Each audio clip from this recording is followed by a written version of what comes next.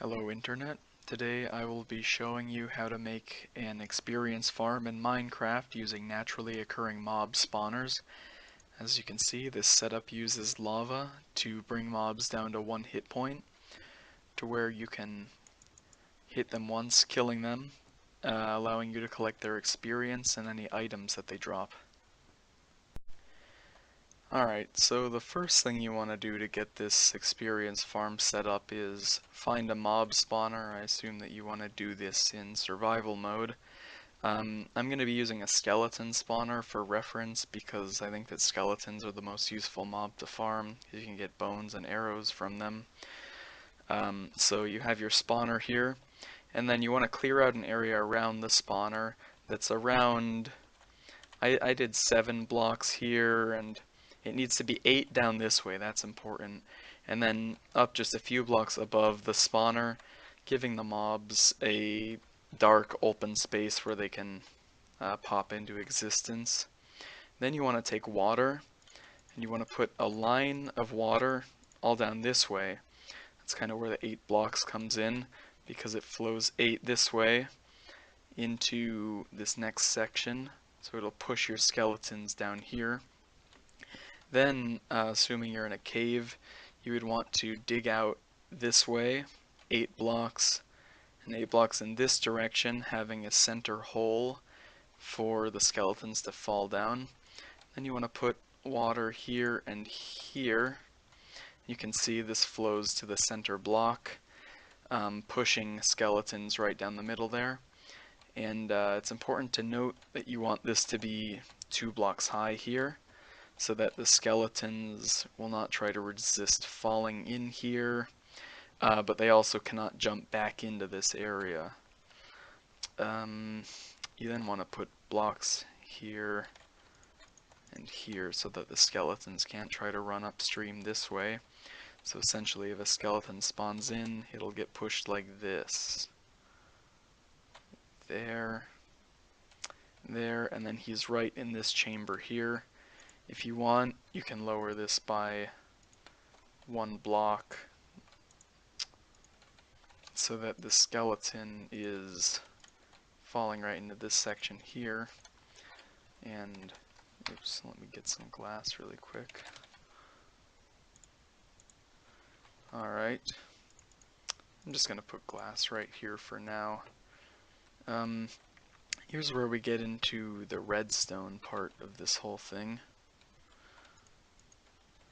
So, we need dispensers, 2 dispensers for this. I guess I gotta break the glass there. You want each dispenser to be facing this little center block here. And in this one, you want to put a bucket of lava. In this dispenser, you want a bucket of water. Alright, so what we're going to do next is we're going to start wiring the redstone. Let's get a little trail here. Oh, let me fix that weather. There we go. You want to get a little temporary trail. Right here.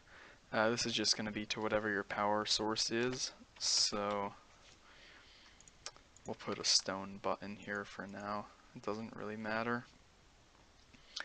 But pretty much we are going to set up a series of repeaters going this way.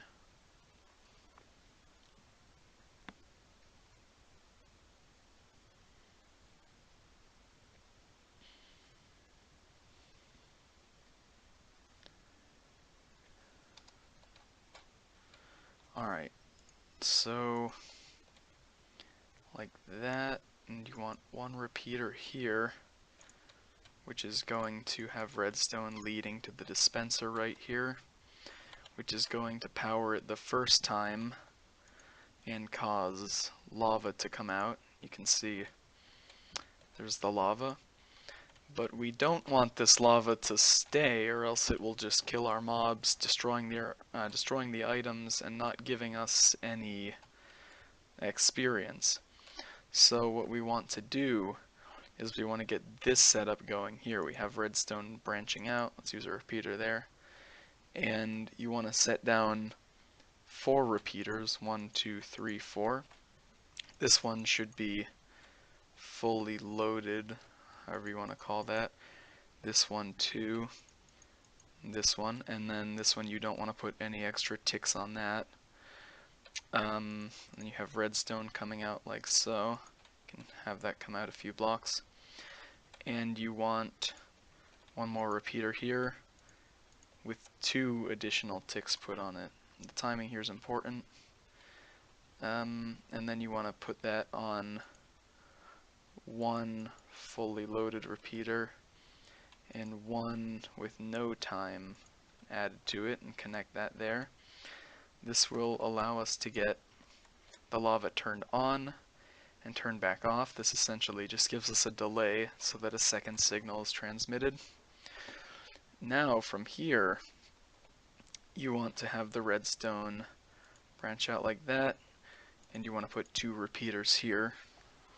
Those repeaters should both be fully charged up on time, and then you want to continue this line of repeaters because you want, let's actually just put that here, you want to add even more time before the water comes on to put out the mobs before they die.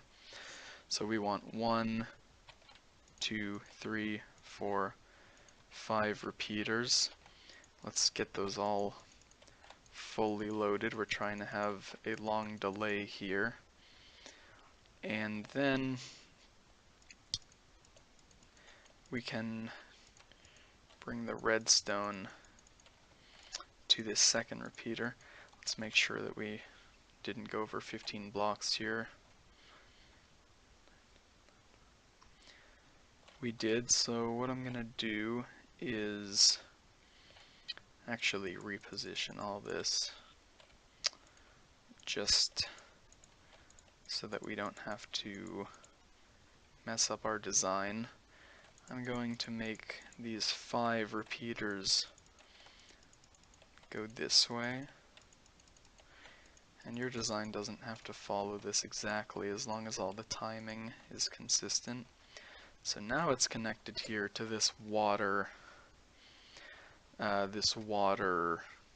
bucket dispenser, and we want to put 1 more repeater there just to put a buffer for the signal, just like we did over here. And branching out of those 5 repeaters, here's where we want to add our second delay so that the water actually gets shut off.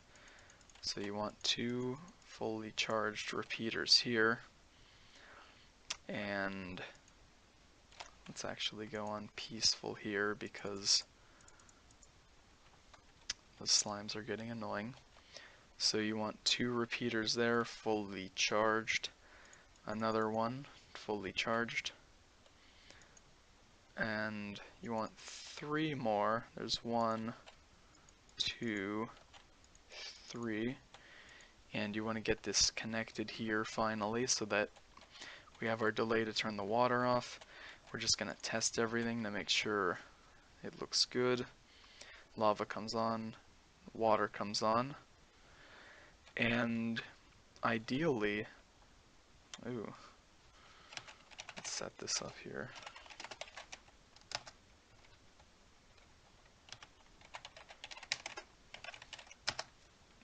Anyway, ideally this should leave our skeletons at 1 hit point.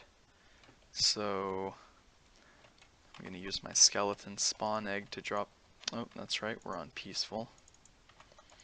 I'm going to drop some skeletons in here, watch what they do, see if they behave. Oh, they're on fire. I didn't think of that either. Let's just set our time to night here. There we go. Well, these ones are ruined, so we're just going to kill them. Alright, now we have some more coming in. There's 1 skeleton, that should be a fine test subject.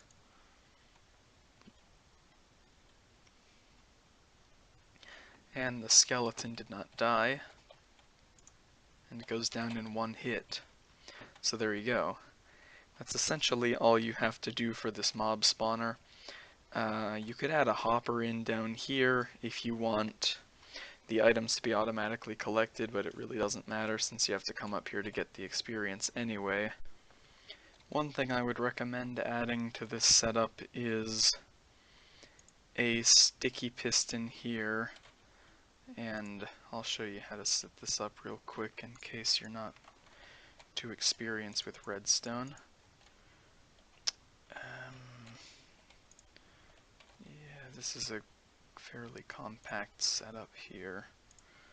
What we want is for the sticky piston to be able to be retracted when we're ready to hit the skeleton so that lava and water doesn't spill everywhere, right?